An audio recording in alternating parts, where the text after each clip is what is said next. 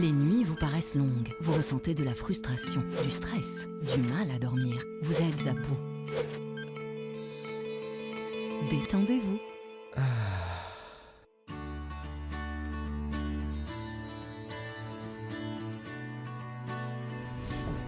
Réduction du temps d'endormissement, diminution des réveils nocturnes, relaxation. Une bonne nuit, ce n'est plus un rêve.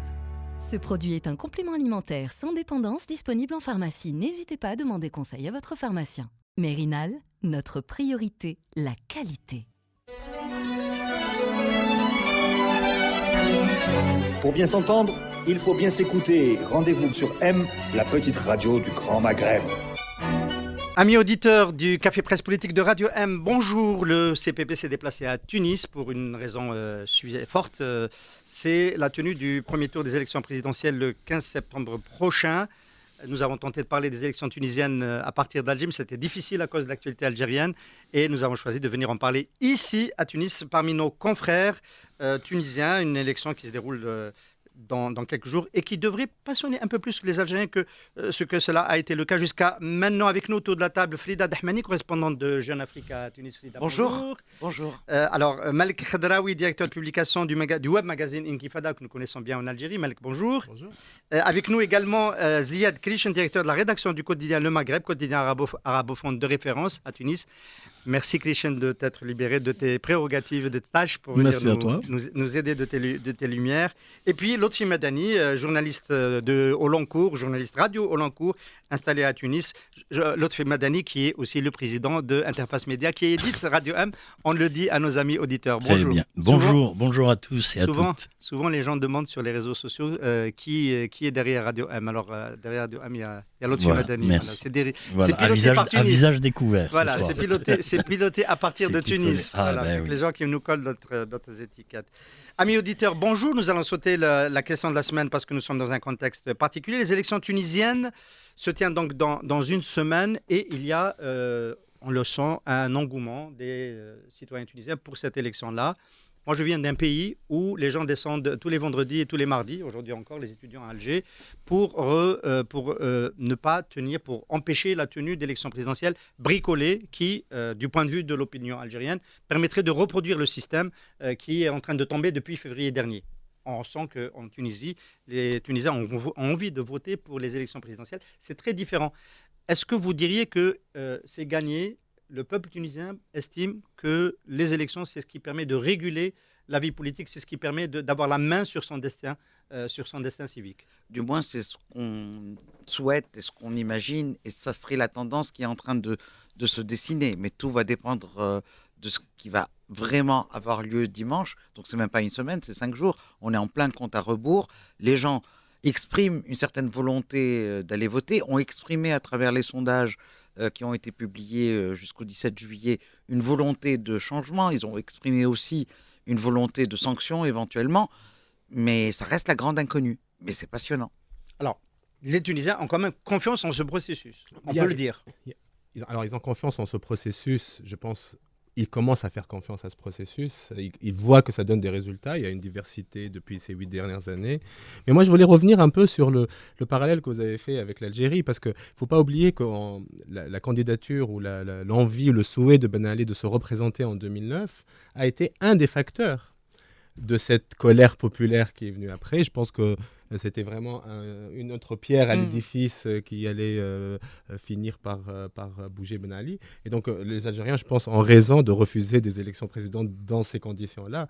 Et donc, là c'est quand même élections présidentielles qui se sont tenues après des batailles, des combats, des déceptions, des choses. Donc, c'est normal qu'après 8 ans, c'est notre 5e élection maintenant, qu'on commence à comprendre, en tous les cas à se prendre à ce jeu. Élection, toute élection confondue, qui se sont plutôt bien passées techniquement, on va dire, et du coup les gens, forcément, celle-là particulièrement, mais je laisse mes collègues développer pourquoi. On avait peut-être un peu le sentiment qu'il risquait d'y avoir un désamour pour les élections, peut-être en 2014, je l'ai ressenti un petit peu comme ça.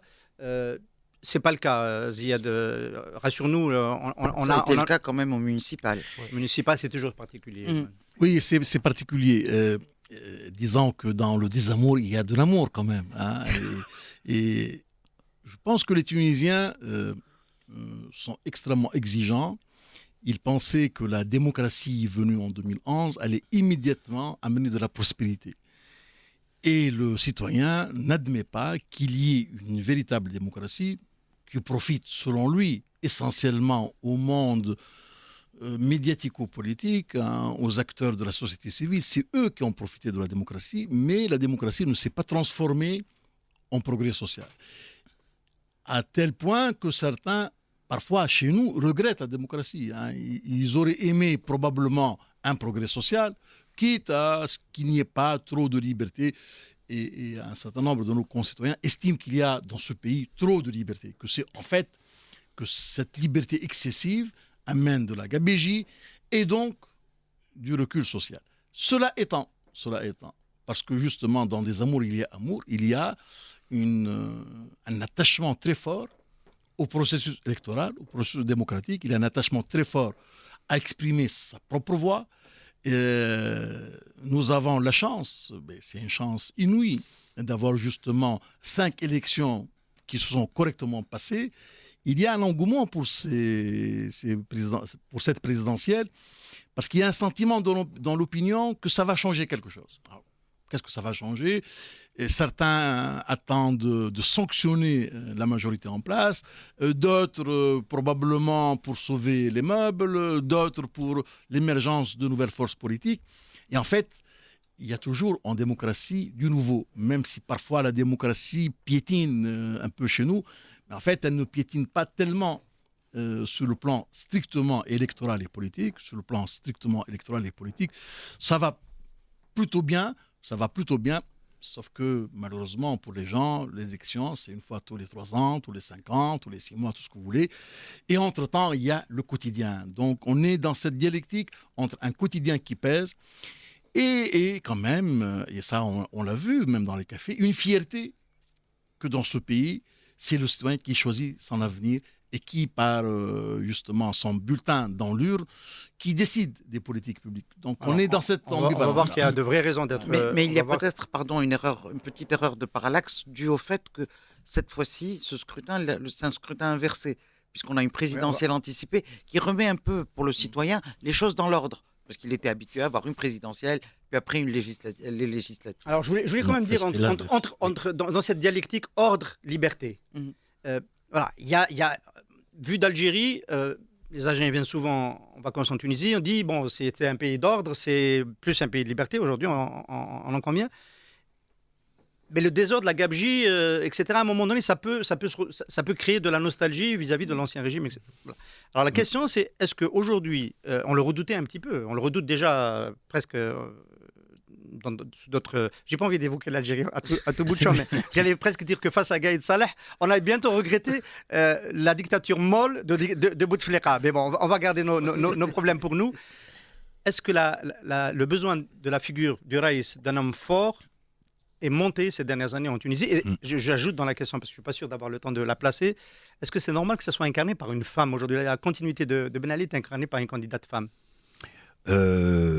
Oui, alors effectivement, c'est extrêmement intéressant. Pour reprendre un peu ce que disaient les collègues, effectivement, aujourd'hui, les Tunisiens sont très, très attachés au processus démocratique qu'ils ont en 2011 décidé. Et cet engouement pour les présidentielles, malgré les frustrations, les désillusions de ce qu'a apporté la révolution sur le plan économique, social, etc., cet attachement au processus démocratique, à l'expression démocratique par les urnes est très fort. 2 chiffres, 3 millions de téléspectateurs pour les débats, des candidats à la télévision, c'est énorme. C'est comme si vous disiez en France un programme de 18 millions, suivi par 18 millions de téléspectateurs. Donc c'est plus que les matchs de foot. C'est plus que la finale de Coupe du Monde. Voilà. C'est pas n'importe quel match de foot. Oui. Et deuxièmement, c'est dans le premier soir, moi je suis allé faire un tour, dans tous les cafés, on avait les cafés là où on a les grands écrans pour les matchs de foot, et il y avait du monde pour suivre le débat Donc ça, pour moi, c'est des images. Dans le CPP, souvent on commence, quelle est l'image de la semaine? Pour moi, c'est ça. Ça, c'est extrêmement important. Alors, ça veut dire donc que je crois que les Tunisiens ont décidé du tempo de la transition démocratique. 2011, 2014 et 2019. Les élections, on en parlera tout à l'heure, de 2014 et de 2019 sont très différentes. Celle de 2014, elle permettait de mettre des garde-fous en place pour le processus démocratique. Et les Tunisiens ont su faire un équilibre très, très subtil entre les islamistes et ce qu'on a appelé après les nidaïstes, la famille de Nida Tounes, donc les nationalistes républicains modernistes, etc. Dont le chef de file était le président. On le précise pour nos amis algériens qui... D'ailleurs, aujourd'hui, on est sorti de cette dualité islamiste-moderniste. On est passé à autre chose. Alors, les collègues peut-être pourront l'expliquer tout à l'heure, mais on va plutôt vers une polarisation, une bipolarisation entre le système et les antisystèmes. C'est-à-dire qu'on exprime de la frustration par rapport à ce que la révolution n'a pas apporté, mais on n'exprime pas de frustration ou de rejet des institutions démocratiques en place. Par contre, ce qu'on dit, on dit aux institutions démocratiques, votre premier rôle, c'est pas de faire la démocratie. Pour la démocratie comme ça n'a pas de sens.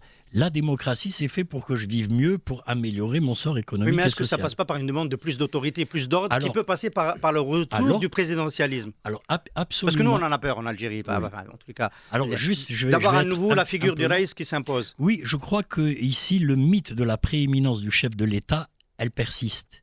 Alors, il y a eu 60 ans d'hypertrophie de la présidence de la République depuis l'indépendance. Bourguiba Ben Ali. Voilà. Et puis, il y a... ça a été renforcé par le charisme, l'habileté tactique de Beji Caïd Sebsi, qui a su, malgré des prérogatives limitées dans la Constitution, ramener à Carthage le centre du pouvoir. Et donc ça, je pense que ça a marqué. Et puis, avec un peu les difficultés socio-économiques, parfois la violence. Personne ne proteste. Le centre du pouvoir a été ramené à Carthage par Caïd Sebsi. Justement, je voulais rebondir un petit peu sur ça. Moi, je le vois plus comme pourquoi 2019, c'est peut-être il y a un engouement plus important, ou en tous les cas cette effervescence. Je pense que c'est la fin d'un cycle, vraiment. C'est-à-dire 2011, il y a eu cette chute de Ben Ali qui n'était pas attendue, même par ceux qui la voulaient. C'est-à-dire personne n'était réellement préparé. Il y a eu l'époque Troïka, avec l'espoir qu'elle a suscité, mais aussi les déceptions qu'elle a apportées, une inefficacité économique, une immaturité politique, bien sûr des tentatives d'imposer des modèles de société complètement étrangers à la Tunisie qui ont créé des résistances très fortes dans la société. Une sorte de forme de restauration avec l'arrivée de Beji Caïd Sebsi de Nida Tounes, mais qui finalement s'est soldée par une alliance avec les islamistes. Et donc la mort de Beji Caïd Sebsi, c'est presque la fin de ce cycle où on cherche réellement une nouvelle génération politique qui va un peu dépasser ces clivages. D'ailleurs, aujourd'hui, Abir Moussi, favorite des sondages, et la consécration pour moi de cette fin de guerre. Je précise pour nos amis algériens, Abir Moussi est justement celle qui incarne une forme de volonté de continuer le RCD Elle est issue d'ailleurs du RCD de Le slogan de sa campagne, c'est liberté et démocratie. Ça rappelle énormément les slogans de Ben Ali, parce qu'il a fait 20 ans en disant que l'État de Ben Ali est un État démocratique pour les libertés. Donc, démocratie responsable. Responsable, voilà. On connaît. Ceci dit, quitte à être... à choquer plus d'un ou à faire de la provocation, je ne pense vraiment pas qu'une femme candidate puisse aujourd'hui accéder à Carthage. Il y a une espèce de plafond de verre, c'est-à-dire qu'on a beau dire, on a beau discuter dans les salons, sur les fils d'actualité, sur les réseaux sociaux, une fois que la personne est seule face à son bulletin de vote, je pense que même chez les femmes, il y aura une espèce de retenue. Surtout qu'il y a d'autres alternatives possibles parmi les candidats. Et on voit un peu cette tendance s'esquisser, puisque dans les discussions, les gens disent maintenant, et si on la mettait chef du gouvernement, et si on la mettait chef du Parlement? Donc voilà, il y a quelque chose qui se passe. Mais c'est vrai que le c'était mieux avant a commencé à prendre racine parce que les gens sont fatigués de l'anarchie ambiante, qui soit tout simplement la saleté dans la rue ou L'incivisme qui voilà, a c'est l'incivisme. succédé à Tout à fait. l'autoritarisme. Tout à fait. Hein Sinon, sur la question. Ziad, tu avais un commentaire peut-être justement. sur ce que... Justement, sur la demande de l'homme fort. Moi, je ne pense pas qu'il y a dans ce pays une demande d'homme fort. C'est différent. Il y a la demande d'un État fort. Ce n'est pas tout à fait la même chose. Et la critique des institutions de l'État, de l'action de l'État, sont extrêmement virulentes dans ce pays. Mais ce n'est pas pour moins d'États, c'est pour beaucoup plus d'États. Moi, je pense que dans la majorité de la population, il y a la demande de ce qu'on pourrait appeler l'État nourricier. Beaucoup de Tunisiens voudraient d'un État omniprésent, omnipotent, à la limite abstrait. Ce n'est pas un État personnalisé par un chef. Il n'y a pas une demande de chef. La preuve, il y a beaucoup de chefs. Quand il y a beaucoup de chefs et de bords différents, ça veut dire qu'il n'y a pas une vraie demande de chef. Par contre, il y a une vraie demande d'un État, pas que social, d'un État quasiment tentaculaire qui prend à sa charge toutes les péripéties de la vie, de la naissance à la mort. Alors, ça, c'est très fort en Tunisie et beaucoup d'acteurs politiques, beaucoup d'acteurs sociaux, soit en le sachant, soit en ne le sachant pas, y travaillent. Et donc, la critique principale à tous les gouvernements successifs, c'est que l'État n'a pas été suffisamment fort au sens de présent. Donc, c'est une demande d'État présent. Ce qui fait que cette élection présidentielle a été déformée. Il y a une forme de mutation dans la nature de l'élection présidentielle. Chez nous, le président est essentiellement responsable de la diplomatie et de la sécurité au sens global du terme. Mais ce n'est pas ça la demande des Tunisiens. Les Tunisiens, à la limite, s'en foutent de la diplomatie et de la sécurité au sens global du terme. Les Tunisiens veulent qu'il y ait un changement pour le mieux de leur quotidien, dans toutes ses dimensions. Et ils voudraient que l'homme ou la femme qu'ils élisent soit comptable et redevable de cette mutation. Et donc, on a vu dans la posture de certains candidats qui voulaient être fidèles à la lettre et à l'esprit de la Constitution. En fait, ils ne sont pas en phase avec l'opinion. L'opinion ne veut pas élire le président de la Constitution de 2014. Il ne veut pas non plus élire Bourguiba. Il veut élire un homme ou une femme. Alors, je ne sais pas s'il y a encore justement Le plafond de fer. plafond de ce fer. plafond de fer pour une femme. De toute façon, il veut élire un président ou une présidente qui serait capable d'incarner cet État fort, non pas tellement pour sa personne, mais pour la fonction de l'État. Et là, on voit des candidats de gauche, des candidats libéraux, des candidats ultralibéraux qui sont obligés dans le discours de marcher dans le sens du poil, de dire qu'avec eux, tout va changer, qu'ils sont porteurs d'un projet économique social, que même si les prérogatives du chef de l'État sont assez limitées dans ce domaine-là, mais leur dynamisme politique ferait que dans la foulée de leur élection, les choses changeraient. Ce qui risque, encore une fois, d'amener beaucoup de déceptions plus tard. Alors, est-ce que cette évolution qui est bien décrite par Ziad Kilic, est-ce qu'elle est juste le fait de l'inversion du calendrier, du fait que cette fois-ci on élit le président de la République avant d'élire la majorité parlementaire qui est supposée être la véritable tête de l'exécutif, celle qui va travailler sur le quotidien, sur l'amélioration de la situation sociale et économique des Tunisiens, ou est-ce que c'est dû aussi à d'autres raisons que vient d'expliquer Ziad? Alors, c'est dû essentiellement aux raisons évoquées par Ziad, mais en même temps, à mon sens, il y a une addition de circonstances. Il ne faut pas oublier que juste avant son décès, Béji Caïd Sebsi devait signer les amendements de la loi électorale et qu'il n'a pas fait.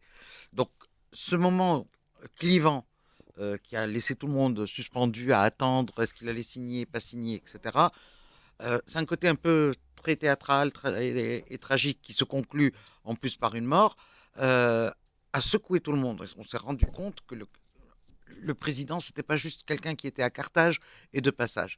Et du coup, on s'est rendu compte que Béji Caïd Sebsi, sans pour autant être laudateur, où il faudrait un jour vraiment faire sérieusement son bilan, Beji Caid Sebsi a joué un rôle beaucoup plus important que celui qu'on pensait qu'il lui était attribué en matière de défense ou de sécurité ou de diplomatie. On s'en est rendu compte à la fin. Qu'il a, Oui, qu'il a oui. joué, et pas pendant.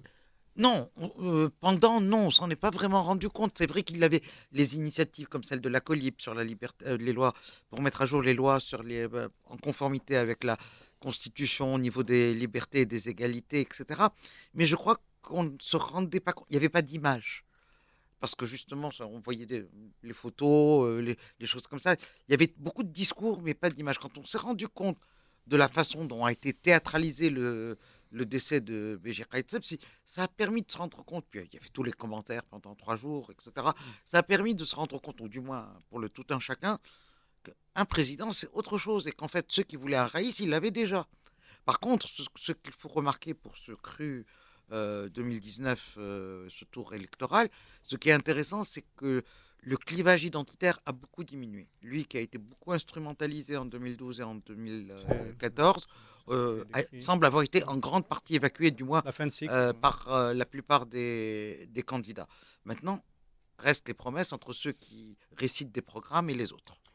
Moi, je voudrais un petit peu nuancer sur le rôle justement du président. Moi, je pense que, au contraire, Sebsi a fini par tuer cette idée du président omnipotent, fort, qui peut résoudre tous les problèmes. C'est-à-dire, c'est vraiment quelqu'un qui a tué définitivement cette idée.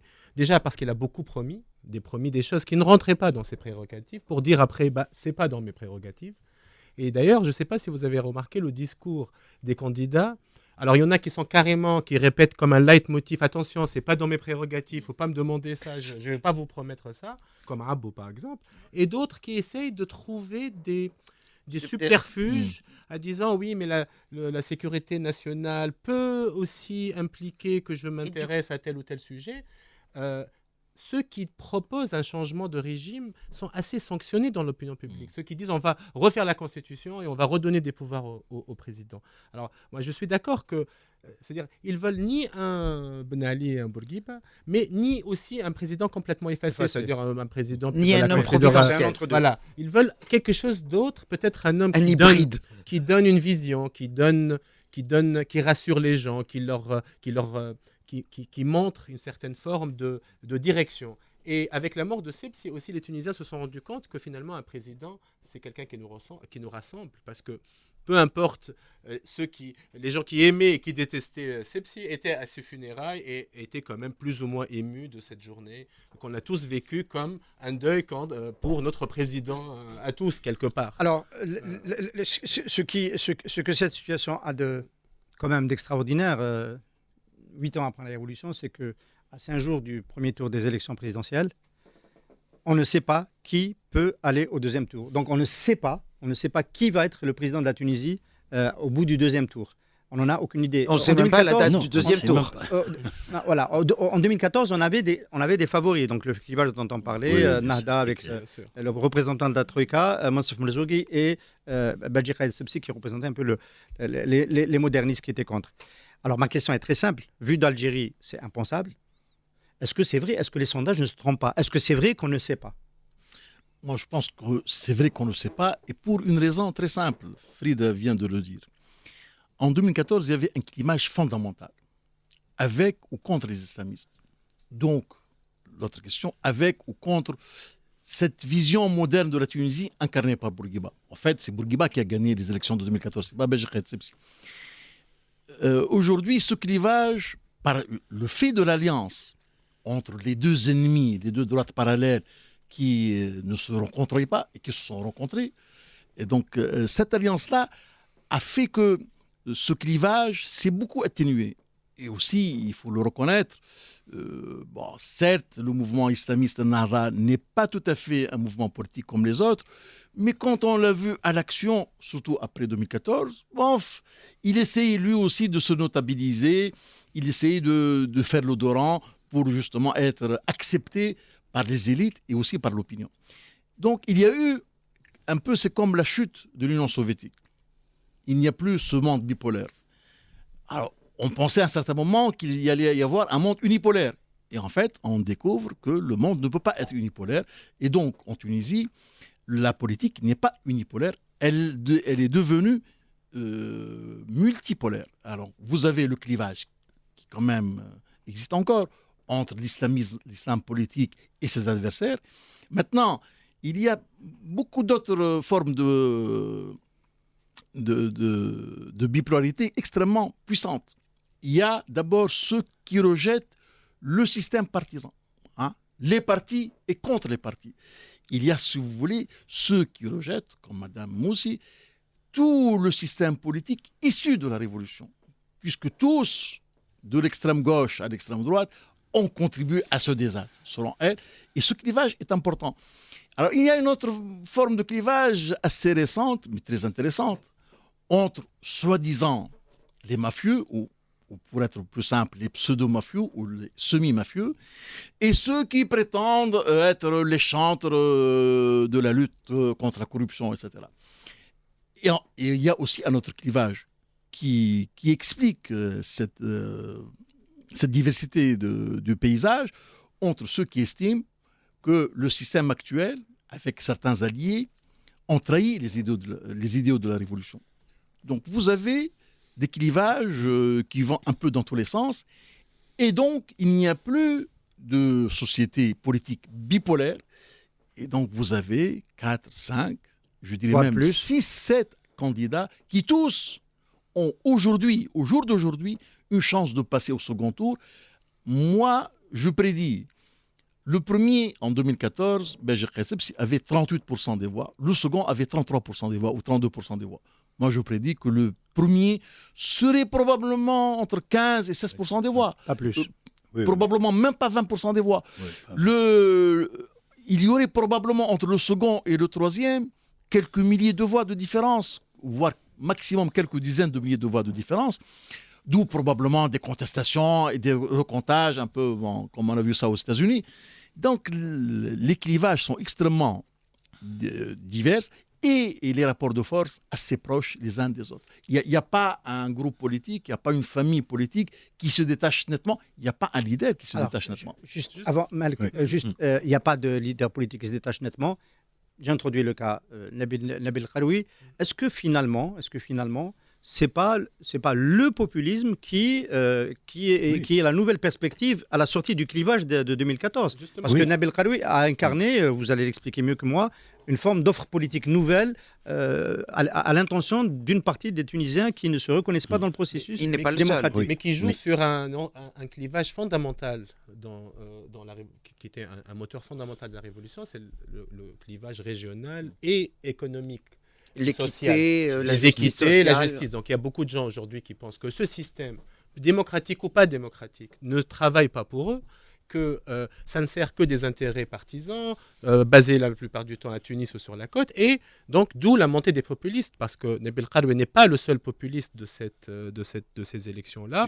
Alors lui, il a réussi, bien sûr, à faire sa campagne d'une manière très intelligente, à aller sur le terrain, bien sûr avec une télé quand même derrière. À l'avoir initié il y a très longtemps. C'est-à-dire, c'est plus facile quand on a une télé quand même, à utiliser toutes les méthodes de base du populisme qu'on connaît, mais qui joue sur un clivage très ancien et qui a été quand même fondamental dans la contestation. C'est celui de la Révolution. C'est celui de la Révolution. C'est l'Ouest. En fait, contre la côte. C'est drôle que ce soit incarné par Nabil Kharoui. Oui. C'est clair, parce que les gens pensaient que c'est les nouveaux arrivants de la Révolution allaient incarner fondamentalement ces revendications-là. Ces gens-là ont fait de la politique. L'ironie veut que Nesma ait été à Sidi Bouzid le 14 janvier ou juste avant le 14 janvier. Oui, c'est ça, justement. Non, mais il y a aussi autre chose, une frustration dont l'autre fait parler de frustration. Il y a une frustration commune quand même, malgré tous les clivages, celle par rapport à un système inchangé. C'est-à-dire même ceux qui voudraient conserver le système voudraient qu'il s'améliore. C'est-à-dire qu'au moins, il diminue de ses défauts, qu'on change certaines pièces, etc. Donc il y a un peu ce consensus autour de ça, même si c'est un terme que je ne supporte plus, vu son utilisation à tout bout de champ. Donc ça relève de ça un peu aussi. Un petit détail. Il est intéressant de voir que la stratégie Nabil Kharoui, parce qu'il y a eu en Tunisie depuis 2011 beaucoup de stratégies populistes, d'aventures individuelles qui ont toutes échoué. Pourquoi Nabil Kharoui semble pouvoir réussir dans cette stratégie? Parce que d'abord, il a il est en phase avec cette attente d'un État nourricier. Nabil Karoui, quand il va aux gens, c'est de l'ordre de la symbolique. Moi, je ne pense pas que les gens votent pour lui parce qu'il y a un couffin avec des pattes, etc. Mais il y a cette forme de reconnaissance à la Hegel. C'est le pouvoir, ou celui qui pourrait représenter le pouvoir, qui va au fin fond de la Tunisie profonde, qui embrasse les gens, qui embrasse les filles et les femmes, qui ramène, pas que de la nourriture, une forme de reconnaissance. Et donc les gens se sont reconnus dans ce circuit de clientèle, un peu à la PSD, donc au Parti d'historiens des années 60, un peu comme vous l'avez vous avec le FLN. La clientèle qui a disparu avec la Révolution a trouvé un excellent remplaçant. Il a repris la clientèle et il a tissé des liens individuels avec les gens. C'est comme si le pouvoir, avec Nabil Karoui, devenait un pouvoir charnel. Ce n'est plus le pouvoir des incarnés de la Casbah ou même de Carthage, c'est un pouvoir charnel. C'est une relation de reconnaissance mutuelle entre celui qui donne et celui qui reçoit. Et donc, cette forme de populisme, si aujourd'hui elle fait tache d'huile, c'est parce qu'elle répond à des choses qui dépassent de loin, si vous voulez, le seul fait d'un réseau de clientèle. Ça va nettement au-delà. Alors, l'autre, si je te pose une question, tu peux développer. Est-ce que, parce qu'on ne l'a pas dit en début d'émission, les Algériens sont attachés à l'aspect de l'organisation des élections, c'est un point nodal. Enfin, il n'y a pas que ça. La Constitution est une autre question. Sous quel régime constitutionnel devons-nous réélire un président ou pas? Mais l'expérience de l'ISI est également essentielle.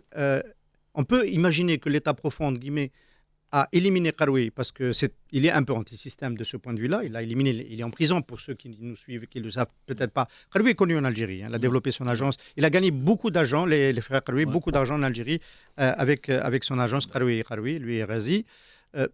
Il est en prison, mais l'ISI a décidé de le maintenir et il peut encore aller au deuxième tour. On est dans une situation... Il peut même devenir président. Il peut même devenir président en étant détenu. Donc ma question, l'autre fille, c'est est-ce que toi, tu penses que ça peut survenir? Pardon, il faut préciser quand même un point, c'est qu'il est en prison, mais en détention provisoire.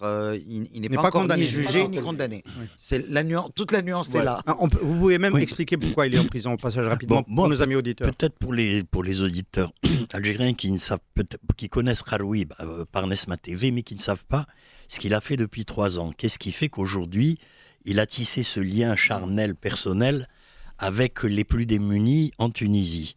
Très simplement, donc Nabil Karoui a perdu son fils dans un accident de voiture. Son fils qui avait 20 ans, donc il y a 3 ans. Très affecté par la mort de son fils, Karoui a décidé de créer une association caritative qui porte le nom de son fils et qu'il a appelé Khalil Tounes, son fils. Le prénom de son fils étant Khalil. Et bénéficiant d'un outil formidable qu'est la télévision, qui était la première audience entre première et deuxième à l'époque, mais qui est donc en tête des audiences TV en Tunisie, il a raconté un conte de fées, carrément, à la télé, tous les jours, que Dieu faisait. Depuis 2015, il a 3 heures d'émission consacrée à l'action de Khalil Tounes, cette association qui prend des camions, qui va dans les campagnes et qui distribue des vivres à des gens, qui va payer les factures d'électricité de certains, qui va soigner d'autres, etc. Mais tout ça, c'est comme, en fait, Nesma, c'est la chaîne des feuilletons que les femmes, essentiellement les femmes, souvent analphabètes, les moins instruites, etc., regardent, notamment les feuilletons turcs, où Nesma raconte des contes de fées tout le temps. Karoui a surfé là-dessus, il a dit « je vais raconter mon conte de fées à moi », et moi je suis persuadé qu'il avait déjà cette arrière-pensée à l'époque, c'était de prendre sa revanche sur Nida Tounes, qu'il a un peu éjecté de la direction. Il pensait devoir, parce qu'il a aidé Béjir Haït Sepsi dans sa campagne, il pensait avoir un rôle leader, un rôle clé à Nida Tounes, il en a été privé. Alors, il a décidé... Les sondages qui l'ont donné à un moment donné avec 10 points d'avance, c'est quand même considérable. Oui. Il y a de la marge pour aller au deuxième tour, jusqu'à il n'y a pas longtemps. Oui. Voilà. Est-ce que c'est sérieux? Est-ce que ces sondages-là permettent encore aujourd'hui d'être une référence, d'être un repère? Pardon, juste que je continue là sur Karoui. Par contre, ce que donnent les sondages, Karoui, effectivement, il a beaucoup d'avance. Mais si l'on regarde le dernier sondage du 16 juillet de Sigma, si l'on regarde bien la répartition par âge, par secteur géographique, par sexe, etc., l'électorat, ce que je disais de contes de fées, de feuilletons de télévision, c'est essentiellement des femmes, 20% dans toutes les catégories d'âge, qui votent Karoui. C'est quand même énorme, alors que c'est 10% uniquement chez les hommes. Et c'est essentiellement, plus de 50% sont analphabètes ou de niveau primaire, de niveau scolaire primaire. Et c'est dans les zones du nord-ouest, du centre-ouest, etc. Alors c'est des gens qui sont inscrits sur les listes électorales, puisque le sondage se fait sur des échantillons d'électeurs, mais probablement que ce dont il faudra tenir compte maintenant, la possibilité que le sondage se transforme en réalité dans les urnes, c'est que ces catégories-là, majoritaires chez Karoui, aillent voter. Or, il est de tradition que c'est ces catégories-là qui votent le moins aujourd'hui. Donc ça peut être ça peut freiner cette... Mais ce qui est... Ça, c'est des techniques,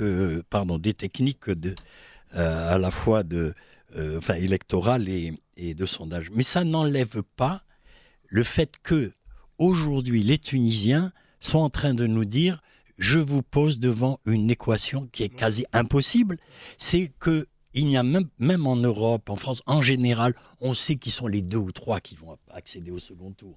Et tu as raison, tu disais 7 ou 8 tout à l'heure, je crois. 6 ou 7. Ou 6 ou 7, voilà, 6 ou 7. On va pas aller au-delà, sinon ça risque de faire. Voilà. Alors je reformule ma question. Les sondages sont interdits de publication depuis le 17 juillet, c'est ça? C'est pour ça qu'il n'a parlé que celui de l'élection. Alors, Malek Khadraoui, Frida Dahmani, est-ce que vous êtes sur une chaîne algérienne? Vous avez le droit de nous rapporter les derniers sondages qui circulent quand même sur les réseaux sociaux et qui servent à vos analyses, etc. Vous pouvez le faire là, ça. Nous, on ne commente pas de... y compris là. Nous, à Intifada, on ne commente pas de sondage. Par contre, on est en train d'essayer de comprendre comment fonctionne ce système dans les campagnes et dans les équipes de campagne et comprendre qui fait quoi, à quelle régularité, qui paye des sondages. Alors, on était très surpris parce que tous les candidats ne commentent pas eux-mêmes leurs propres sondages parce que ça coûte cher, ils n'ont pas forcément les moyens. Alors, principalement, tu me corriges, tu connais certainement mieux que moi, principalement, c'est les gros acteurs qui commandent les sondages, les autres se greffent un petit peu dessus. Ok, Nabil Karoui, je crois qu'on a expliqué un peu ce phénomène. L'inconnu va être est-ce que cette base électorale va aller voter, même si elle se prononce pour Karoui. Et tous les sérieux deuxièmes dans les sondages sont à des marges très faibles, ce qui fait que ça ne veut rien dire. C'est-à-dire qu'il n'y a pas de classement possible. Les marges d'erreur font que le deuxième peut être quatrième et peut être... Parce que voilà, on a un phénomène aussi là dans tous les sondages, c'est qu'à part le premier, mais pratiquement tous les deuxièmes, troisièmes, quatrièmes sont à des écarts que les marges d'erreur du sondage lui-même dépassent largement. Et donc ça chamboule... sans trahir... Dis-nous. Non. Même l'Algérie, c'est notre pays. Donc, ceux qui se disent sur les radios algériennes peuvent être pénal. Sans trahir le secret des sondages, il y a un tassement. Il y a disons-le, Karoui est toujours en tête des sondages, mais il n'a plus cette avance-là. Et ça bouge derrière lui, Alors, chaque fois, c'est quelqu'un qui monte. Mais comme tu viens de l'expliquer, quand on est entre 12 et 11,5, ça ne veut rien dire. Parce que le 11,5 peut être avant le 12, parce qu'on est dans la marge d'incertitude. Alors, ce qui est important, c'est de savoir que sur les 26 candidats, tous, bien évidemment, n'ont pas les mêmes chances. Tous n'ont pas les mêmes machines électorales. Il y a aujourd'hui 5 machines électorales qu'on identifie très nettement. Il y a la machine électorale du parti de Tahia Tounes, de l'actuel chef de gouvernement, Youssouf Chahd, c'est une vraie machine électorale. De son rival, qui est le ministre de la Défense, Abdelkrim Zbidi, il a une vraie machine électorale, un peu faite de l'ancien NIDA et d'autres réseaux. Il y a la machine électorale islamiste de Abdel Fattah Mourou. Il y a la machine électorale de Nabil Karoui, qui sillonne le pays, et il y a la machine électorale de Mme Habir Moussi, donc du PDL. Alors, tout dépendra, je pense, de l'efficacité de ces 5 machines électorales ce dimanche-là à drainer justement cet électorat. Si la machine de Nabil Karoui est encore efficiente et opérante, qu'est-ce qu'elle va faire? Elle va ramener son électorat potentiel pour les urnes. Alors tout dépendra, comme je vous l'ai dit, et ces machines-là vont se battre, je pense, dimanche sur le terrain. Le CPP fait une petite pause, comme d'habitude, et on revient rapidement en deuxième partie. Merci beaucoup de nous suivre. À tout de suite.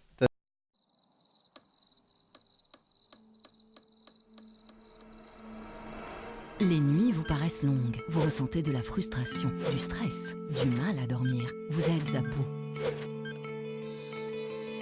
Détendez-vous.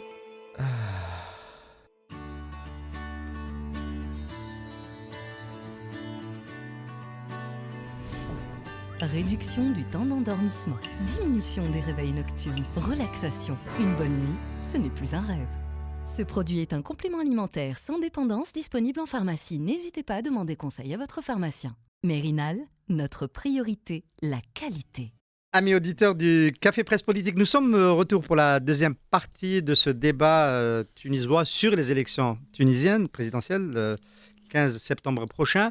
Nous avons évoqué un petit peu le contexte politique de cette élection dans la première partie. On a besoin peut-être maintenant de préciser un petit peu les enjeux de la campagne et les thématiques. Moi, j'ai écouté des débats organisés de manière contradictoire entre les candidats. Il n'y a pas vraiment un thème majeur qui se dégage. J'étais un peu surpris, venant d'Algérie, de retrouver le thème de la sécurité comme étant un thème quand même relativement prégnant. On peut rappeler qu'il y a eu encore un attentat suicidaire pas loin d'ici, à Tunis, au centre-ville. Est-ce que la question de la sécurité peut, par exemple, aider un candidat comme Zbidi, qui a été ministre de la Défense et qui veut peut-être incarner quelqu'un qui apporte plus de sécurité? Est-ce que les thématiques peuvent changer la campagne? Non, pas forcément. D'abord, il y a une chose, c'est qu'on revient encore au fait que les prérogatives du président sont ce qu'elles sont. Donc chacun va en jouer selon les marges de manœuvre qu'il souhaite. En termes de sécurité, les gens se disent, et il y a un candidat qui l'a dit d'ailleurs, il y a beaucoup plus de morts par accident de la route que de morts par attentat. Donc, on doit tout en sachant très très bien qu'effectivement, il peut y avoir des problèmes aux frontières, comme on l'a vu à Hydra, là, à la fin du mois dernier.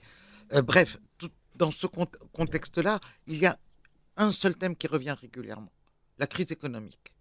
Celle-là, elle est sévère, elle touche les familles, elle touche les personnes, et les gens se disent, on a presque sortir l'argument des punks, no future. Et surtout quand on entend un candidat et en même temps chef du gouvernement ancien chef du gouvernement? Non, pas ancien. Moi, je suis Mahdi Jama'a. Non. Quand on entend Youssef Chahid dire je vais travailler pour que les Tunisiens obtiennent plus de visas pour l'étranger, les gens l'ont vécu comme étant, ça veut dire qu'il n'y a pas de futur, il n'y a pas d'avenir en Tunisie pour nos enfants.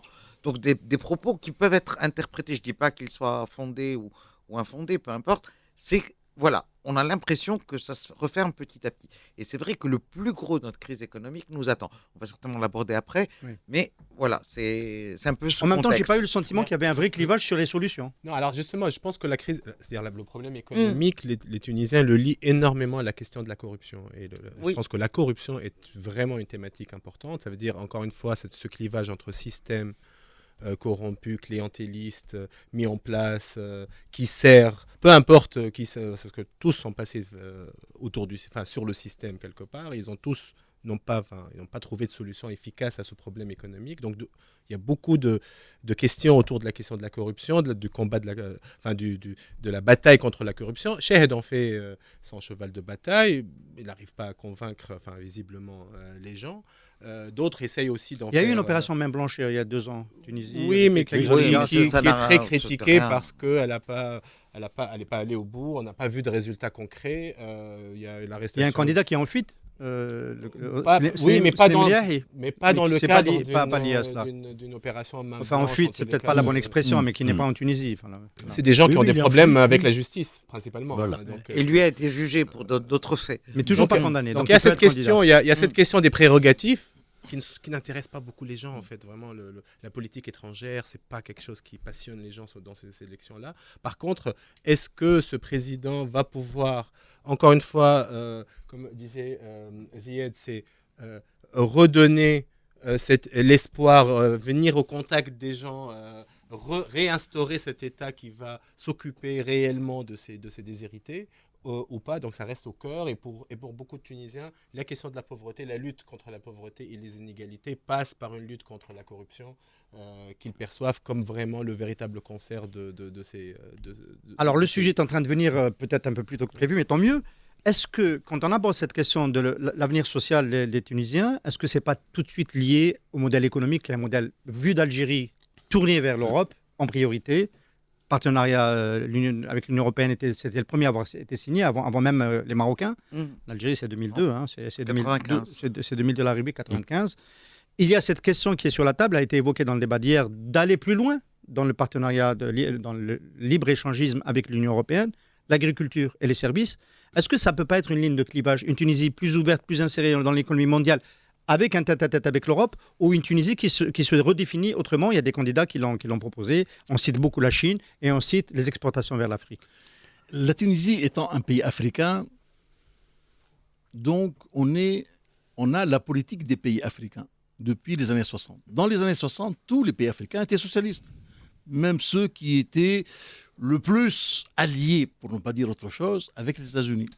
Donc, aujourd'hui, en Tunisie, tout le monde est pour un nouveau modèle de développement.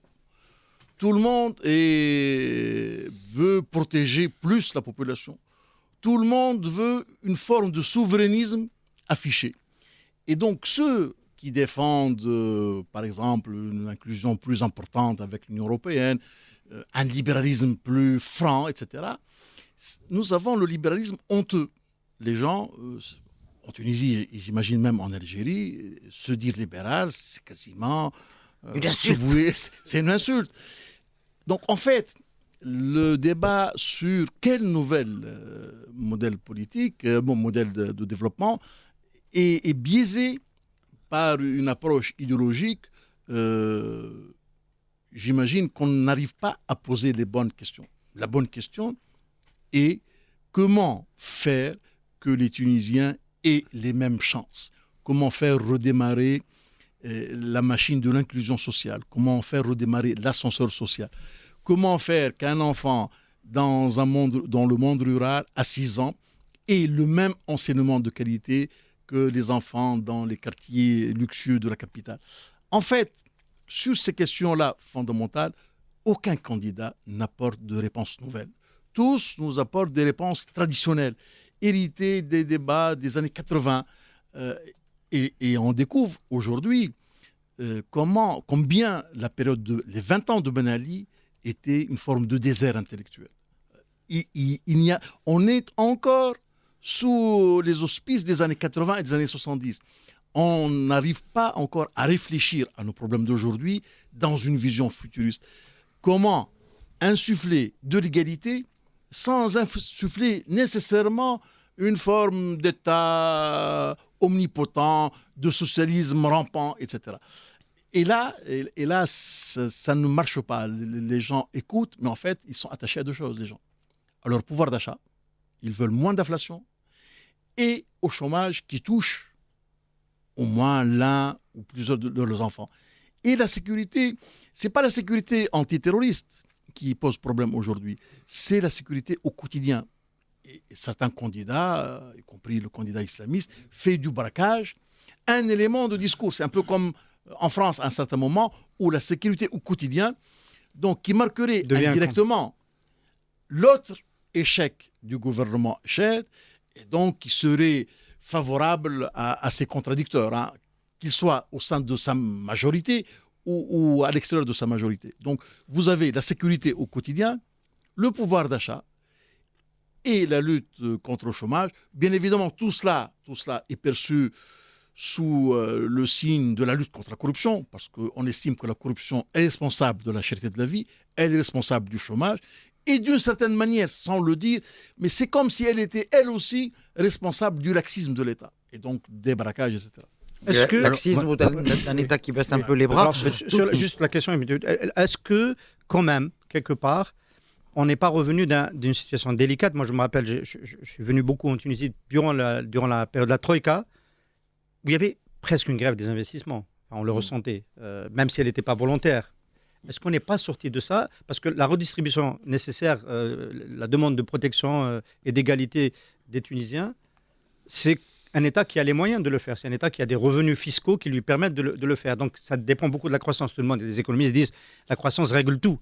Est-ce que, Lotfi, on n'a pas quand même en Tunisie un redémarrage qui a tardé à venir, notamment par les investisseurs privés? Et à quoi il serait dû? Finalement, est-ce que ce n'est pas l'incertitude politique qui a perduré plus longtemps et qui a gêné cette relance? Chez nous aussi, en Algérie, c'est un débat. Oui, alors probablement. Moi, je n'ai pas les réponses, puisque le gouvernement lui-même a du mal à donner les réponses à cette question, c'est-à-dire au déficit d'investissement. J'ajoute les IDE dedans, j'ajoute les investissements directs étrangers qui ont peut-être manqué aussi alors, à l'appel. Il y a probablement, parce que la période d'instabilité et d'incertitude politique, effectivement, a duré longtemps. C'est-à-dire qu'en gros, elle a duré jusqu'à 2014. C'est-à-dire que la période de la Troïka, c'est la période où l'incertitude, ce que tu appelles toi l'incertitude, s'est imposé comme la norme politique du moment. C'est-à-dire que... Et puis, il y a eu le 2013, enfin le Bardo, enfin et puis jusqu'à 2014. C'est peut-être à partir du gouvernement Joma que peut-être on a commencé à revenir dans... Pardon.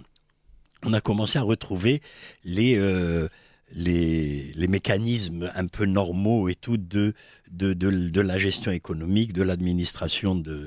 Donc ça fait effectivement peu, c'est-à-dire 3 ans, c'est pas assez, mais finalement, cette machine s'est grippée entre-temps et on n'a pas su y mettre ni de l'huile de moteur, ni de l'huile de coude.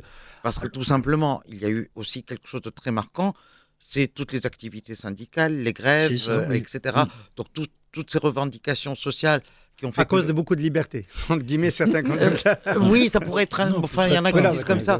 Mais d'un autre côté, pour beaucoup de choses, ce n'est que justice. Je veux dire, quand un gouvernement signe un accord sur des augmentations de salaire et que le gouvernement suivant, parce qu'il a changé de couleur, etc., refuse d'en tenir compte, il faut s'attendre à une levée de bouclier. Puis en plus, c'est une question de bras de fer politique. C'est-à-dire que quand on passe une augmentation, 15 jours après, il faut bien s'attendre à de nouveau une grève pour passer le second accord. Bref, il y a aussi autre chose. C'est que la Tunisie, économiquement, a reçu beaucoup de dons, beaucoup de soutien, beaucoup d'appuis budgétaires, etc. Mais ce dont se plaignent tous les organismes étrangers, 2 choses.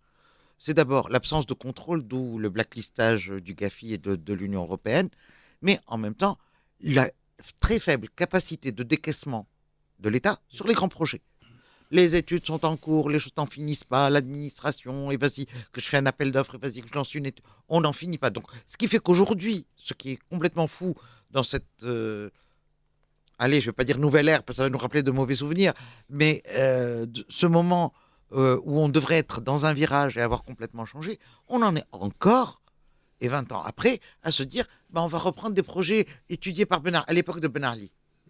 D'ailleurs, vous vous rappelez des câbles de Wikileaks avant la chute de Ben Ali, et il y en a un qui parlait justement du système de corruption et qui expliquait comment il était devenu presque impossible de faire des affaires en Tunisie. Et c'était connu par tout le monde.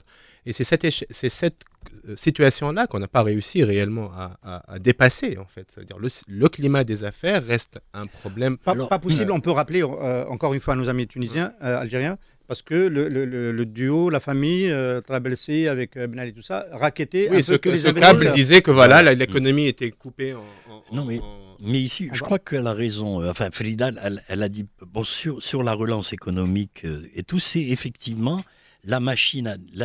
On disait de la Tunisie avant que c'était un pays mal gouverné, mais bien géré, c'est-à-dire où l'administration fonctionnait. Ce qu'a fait après 2011, c'est vrai que ces vertus qu'avait l'administration tunisienne de bien fonctionner, ça a été cassé quelque part. Peu importe les raisons, souvent on dit que Nada a injecté des milliers d'agents publics qui ne savaient pas, qui n'avaient aucune compétence, etc. Mais c'est vrai que les capacités d'absorption, par exemple, sur les projets, pas sur les appuis budgétaires, puisque là, il y en a eu beaucoup, les appuis budgétaires, il n'y a pas de... Mais sur les projets de terrain, notamment dans les régions, etc., ça, c'était... Donc ce n'est pas un problème d'investisseurs qui ne veulent pas, ou de financement qu'on ne peut pas trouver, c'est la capacité de l'administration tunisienne aujourd'hui à gérer les grands projets, à les administrer, donc très faible décaissement, et donc les bailleurs de fonds, ils disent à quoi ça sert ?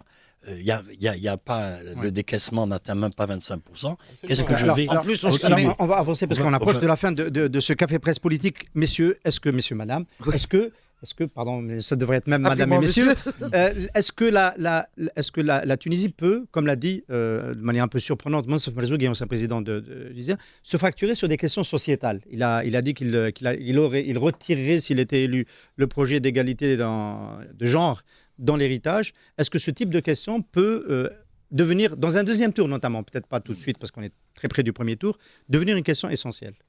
Beaucoup moins, à mon avis. Celle-là ou une autre, dans le sociétal. À mon avis, cette question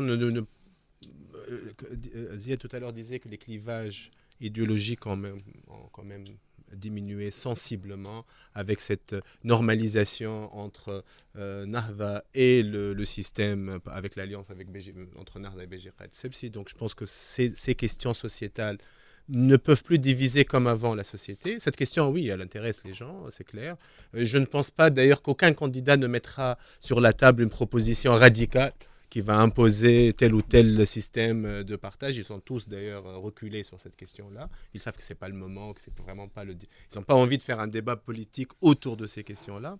Moi, je reviendrai sur la question très rapidement. Donc, la question des décaissements, c'est vrai. Gasseline a 1 milliard de dinars d'investissement budgétisé, voté, qui attendent. 1 milliard de dinars, je dis, ça fait à peu près 300 millions d'euros pour nos amis tunisiens. Gasseling et plein d'autres villes ont ce problème-là pour des raisons donc de non-fonctionnement de l'administration, mauvaise, mais aussi de népotisme, des clientélismes local. Et je reviens encore une fois sur le problème fondamental de l'administration et des institutions de l'État, c'est cette incapacité à se libérer de cette machine qui corrompt presque tout et qui fait que très rapidement, n'importe quel secteur d'économie va être détenu et exclusivement, des fois, par une frange ou un groupe de personnes. Mais il y a même parfois des décisions que le gouvernement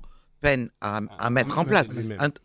Un élément qui, moi, me choque énormément, on a eu les municipales en 2018, tout le monde s'est précipité pour que le nouveau code des collectivités locales qui portait,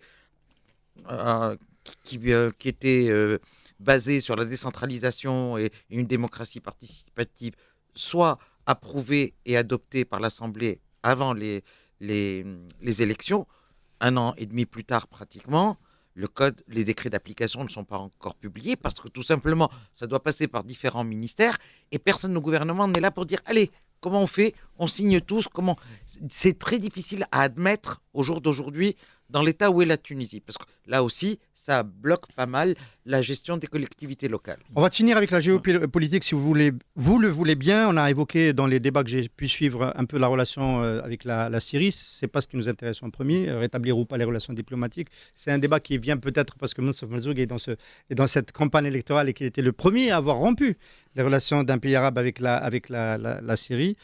Ce qui était courageux à l'époque, la Tunisie révolutionnaire, solidaire avec un processus révolutionnaire. C'était en 2011, il n'y avait pas encore les armes. En 2012. En 2012, il n'y avait pas encore les armes de la façon dont c'était le cas par la suite. Mais les autres cas cités, c'est la situation en Libye et la nécessité de reconstruire le Maghreb, notamment avec une relation plus forte avec l'Algérie. Alors, ma question, c'est relation plus forte. Avec la Libye, c'est clair qu'il faut voir comment rétablir une paix civile en Libye pour pouvoir en faire un acteur et un partenaire économique comme il l'a été. Par la suite, beaucoup de Tunisiens vivaient en Libye et envoyaient des revenus en Tunisie. Pour l'Algérie, j'ai senti qu'il y avait une gêne à évoquer la situation algérienne. Les candidats ne parlent de l'Algérie comme ils en parlaient avant. Personne ne dit rien sur le processus qui est en cours en Algérie. Il y a une révolution en cours. Personne ne s'est mouillé pour dire est-ce qu'on souhaite qu'elle débouche sur un modèle démocratique un peu comme en Tunisie ou est-ce qu'on privilégie la stabilité parce que c'est un mot qui a beaucoup circulé. Pourquoi cette gêne chez les candidats? Il y a eu un candidat, Hatem Boulabiar, qui est un ancien du Conseil de la Choura d'Ennahda, qui s'est présenté un peu comme un indépendant, donc candidat à la présidentielle, qui en a parlé en disant « Moi, bien sûr, c'est l'Algérie d'abord, et je vais discuter avec les représentants du Hirak. » Mais seulement, il ne nous a pas dit quels représentants. Mais les autres non plus ne nous ont pas dit avec quels représentants de l'Algérie ils allaient discuter. Est-ce que c'est pense parce que qu'il y a quand même de la crainte par rapport Les candidats ne veulent des pas insulter appréhensions. l'avenir, je pense. Déjà, première chose. L'Algérie a toujours été, et on sait très bien que le pouvoir politique en Algérie n'est pas le véritable pouvoir et que derrière, il y a des services. Ça, il y a c'était des- avant Malek. oui, non, mais c'est justement. Maintenant, c'est clair. Hein, Il y en a c'est plus. l'armée en première ligne. Hein, voilà. C'est l'avantage de la Donc, maintenant, révolution. c'est hein. beaucoup plus clair. C'est Donc, du beaucoup plus coup, clair. Ils ne veulent pas, je pense, insulter l'avenir et par aussi faiblesse de vision sur cette question-là. Donc, c'est des slogans vides, moi, je pense, que personne n'a réellement mis sur la table quelque chose de solide et de réfléchi sur ça. En fait, depuis 2011-2012, tout ce qui est diplomatie, en réalité, est dans ce on en parlait tout à l'heure, dans un espèce d'angle mort. Parce que c'est un terme que tu apprécies. Cet angle mort, pourquoi? Parce que la Tunisie, quelque part, il y a, par exemple, on sait que ce qui se passe en Algérie est une réelle préoccupation pour la France. Ce qui se passe en Libye est une réelle préoccupation pour l'Union européenne en général. Et nous, là, au milieu, enfin même pas au milieu, on est sur le côté, un petit morceau, ça paraît rien. Donc on se dit, d'où va venir le tsunami? Est-ce qu'il vient de l'Est ou est-ce qu'il vient du Sud? Donc on en Il n'y est a pas un que peu... du tsunami, il peut y avoir de bonnes nouvelles qui viennent aussi. Oui, oui, mais non, nous, on est toujours dans un scénario catastrophe d'abord. Après, on dit Hamdoullah, on est content et on danse. Donc, mais c'est pour dire qu'il y a un peu... Et on ne sait plus ce que c'est que la diplomatie. Tout à l'heure, on parlait d'économie. On est très en retard sur l'Afrique pour ces différentes raisons. Donc voilà, on a du temps à rattraper. Ziad? Moi, je pense qu'il y a une raison quand même beaucoup plus fondamentale. C'est pas que les politiques qui parlent peu ou pas du tout de l'Algérie, c'est les intellectuels, c'est les artistes, c'est les journalistes. C'est comme si il n'y avait presque rien en Algérie.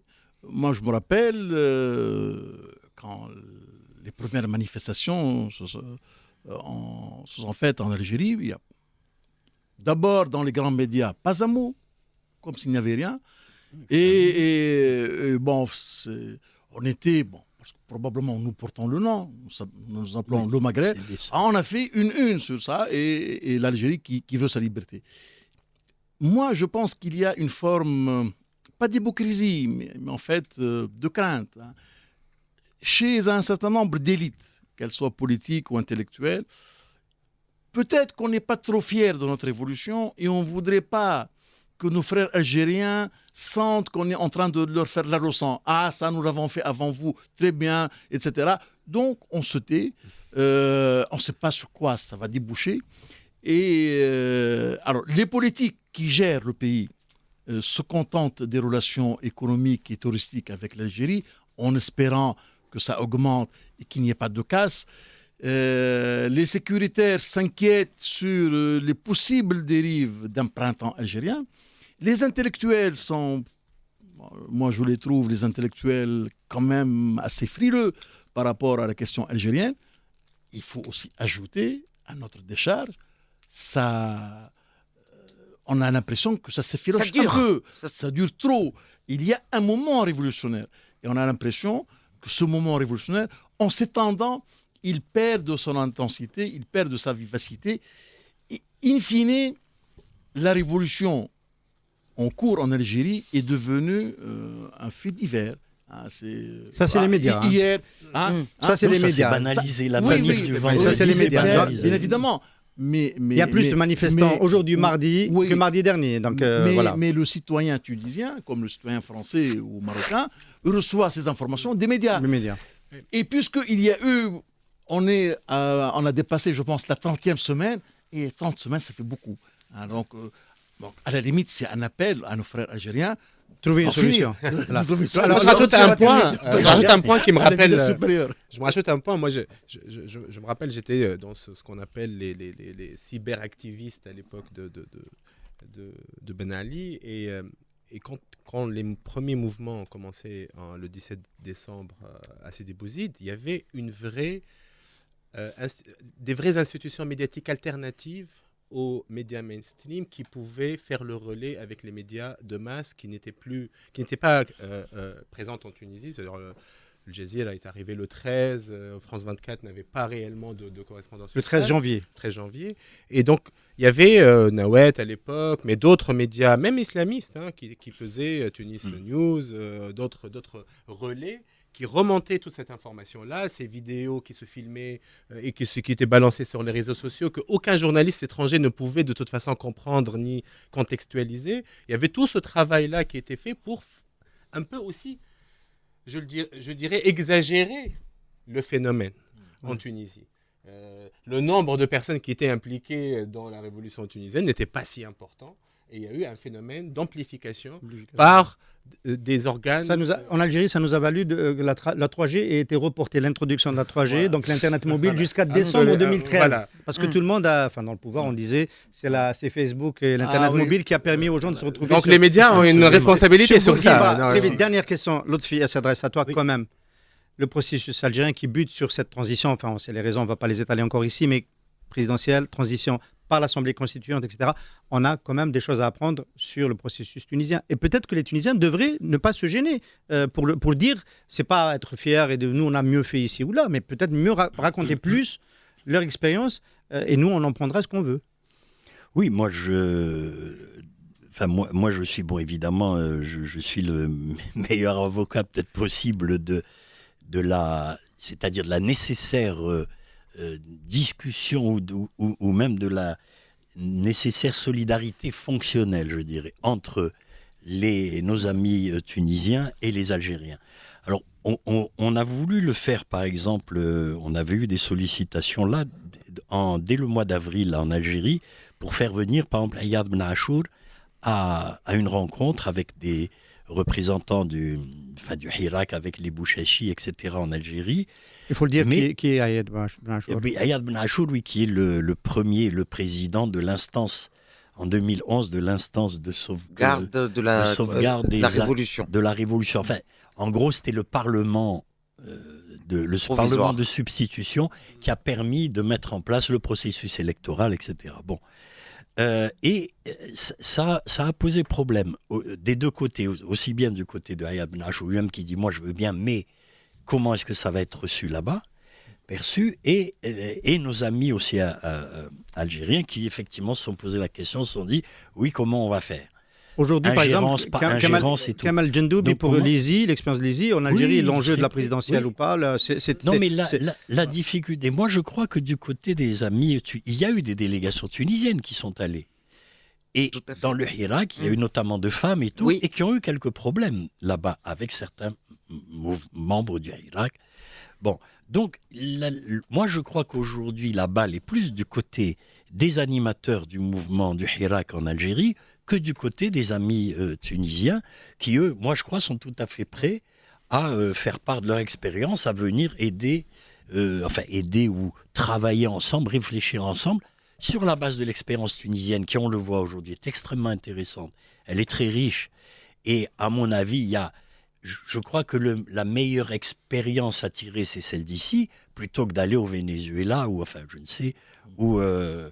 Donc, moi, je suis le partisan de ça. Mais toi, qui es à Alger constamment et qui est dans le Hirak, moi, je crois qu'il faut que vous trouviez les formes, disons les formes les plus appropriées, c'est-à-dire celles qui risquent de poser moins de problèmes à la susceptibilité et au NIF des Algériens, comme on dit, pour qu'on puisse quand même travailler ensemble. Je pense qu'il faudra les convaincre en fait que la Tunisie, si elle s'intéresse à ce qui se passe en Algérie, ou les Tunisiens qui essaient d'aider comme ils peuvent leurs amis algériens, c'est pas de l'ingérence. On n'est pas des étrangers. C'est pour aider à mieux faire que ce qu'on a fait. Dans le passé, on l'a déjà fait. On a eu besoin de l'Algérie, l'Algérie a eu besoin de nous. Sûr, et complètement. C'est pas de l'ingérence. C'est bien. En tous les cas, il ne faut pas le voir comme ça. Absolument, c'est bien de le dire comme ça. Puisqu'on aura un 1er novembre, il faut savoir, et toi tu es bien placé, ton père, pour le savoir, le Tunis était quand même le siège du FLN pendant des années, pendant la guerre de libération. Tout à fait. Oublier ça. Et que donc, je veux dire, il n'y a pas de raison qu'aujourd'hui, on ne renouvelle pas cette forme de solidarité, mais très forte, et je dis fonctionnelle. C'est-à-dire, c'est pas de la solidarité, c'est pas morale. C'est excellent. Voilà. C'est excellent qu'on termine sur cette note, ce café presse politique. Une question qui vous prouve que j'ai bien suivi le débat télévisé d'hier. Si jamais Radio M revient à Tunis pour le deuxième tour, est-ce que vous voulez... Je lève la main. Vous levez la main. On lève la main. On se lève tous pour Danette. Oui, pour le deuxième tour. Voilà, pour le deuxième tour. Voilà, je le jure. S'il y a un deuxième tour. Merci beaucoup. Merci.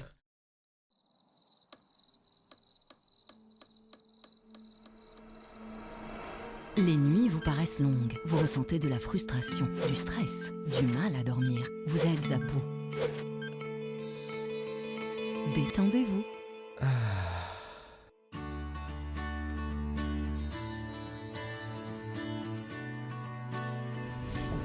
Réduction du temps d'endormissement, diminution des réveils nocturnes, relaxation. Une bonne nuit, ce n'est plus un rêve.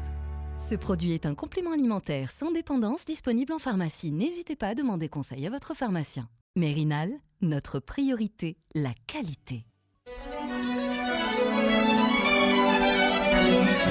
Pour bien s'entendre, il faut bien s'écouter. Rendez-vous sur M, la petite radio du Grand Maghreb.